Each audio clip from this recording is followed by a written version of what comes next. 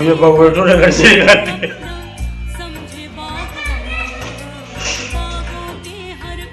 जी।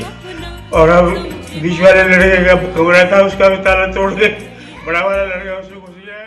आएर एक ऐसा जमाना आ गया है, कहीं बेटे अपनी सगी माँ को मौत की नींद सुला रहे हैं, कहीं बेटे अपने लालचवश अपने माँ बाप को दर बदर की ठोकरें खिलाते नजर आ रहे हैं, कहीं सरेआम माँ सड़कों पर भीख मांगती नजर आ रही हैं, कहीं वृद्धाश्रम में बूढ़े माँ बाप हिलकियां बांध कर रो रहे हैं। उनके आंसू फजाओं में घुलकर दुनिया के मालिक के दिल पर अपनी बेबसी दर्ज करा रहे हैं। क्या कयामत नजदीक है? इससे बड़ी बूढ़े माँ बाप के लिए कोई और कयामत हो सकती है, जिनके जवान बेटे बूढ़े माँ बाप को गाली गलौज करें, उन्हें पीटने के लिए अपने नापाक हाथ बढ़ाएं। ये कैसा दौर है मेरे मौला, जहां बूढ़े माँ बाप के लिए सिर्फ घुटन ही घुटन है। ये फिल्म नहीं बल्कि हकीकत है उस 75 वर्षीय बूढ़े इंसान की, जिसने अपना लहू देकर अपने बेटों की परवरिश की, जिसने उन्हें चलना सिखाया, सामाजिक बनाया। ये आंसुओं से भीगी आंखें 75 वर्षीय रफीक अहमद की हैं, जिसने पावर हाउस कासमपुर में सरकारी नौकरी की, जिसके 3 बेटे हैं। रिटायर होने के बाद रफीक अहमद ने अपनी मेहनत की गाड़ी कमाई से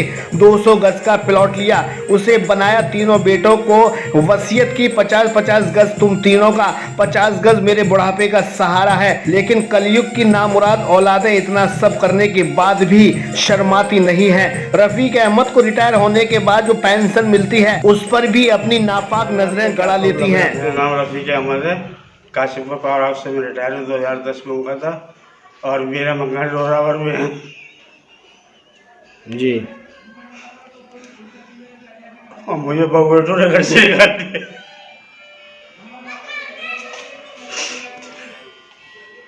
जी।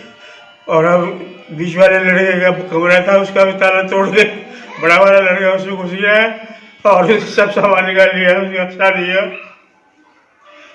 अच्छा, आपने शिकायत की कभी किसी आज खबर मिली ताला तोड़ लिया है।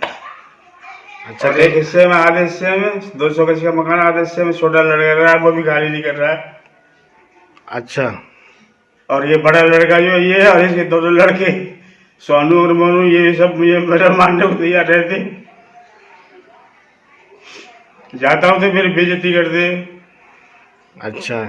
हाँ, मेरी पेंशन में से हिस्सा, मेरी गाड़ी में हिस्सा, घरवाली जेवर में से हिस्सा सब मांगते हैं मुझसे। अच्छा। मकान मेरे नाम पे है। आप क्या चाहते हैं आप? मैं चाहता हूँ ये निकल जाकर मुझे दोनों। और ये दोनों बाबू बेटे मुझे मारने की कोशिश करते हैं, मकान में रह रहे हैं।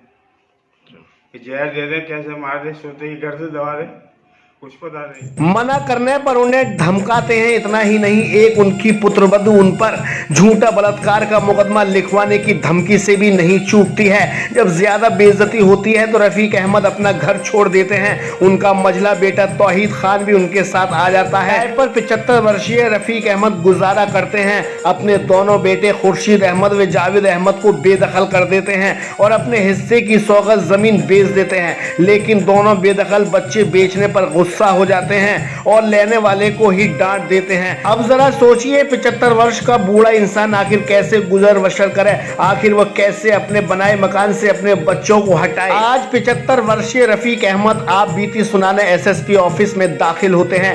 एसएसपी मामले की गंभीरता देखते हुए दिल्ली के इंस्पेक्टर को प्रार्थना पत्र कार्रवाई के लिए फॉरवर्ड कर देते हैं। मेरे दोनों लड़के मुझे परेशान कर, क्यों? मकान पे कब्जा कर लिया। अच्छा, खुर्शीद अहमद और जावेद अहमद। क्या आपके साथ मारा पीटी भी करते हैं? हाँ, करते हैं, बहुत टॉर्चर करते हैं? टॉर्चर करते, गाली देते। क्या कहते हैं आपसे? और पेंशन है, पेंशन मेरे भत्ते के लायक बहुत है और पेंशन में से भी आधा मांगते। आपकी किस चीज में नौकरी थी? क्या करते? कासिमपुर पावर हाउस में। अच्छा।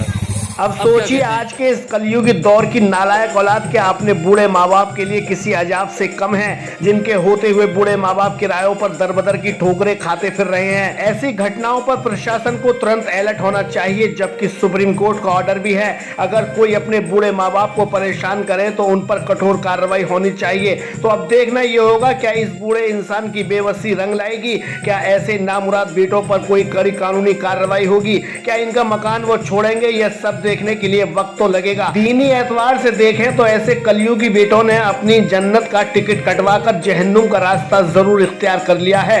अलीगढ़ से कैमरामैन बबलू खान के साथ चीफ एडिटर शाहिद रजा की रिपोर्ट, इंडिया सर्च न्यूज के लिए।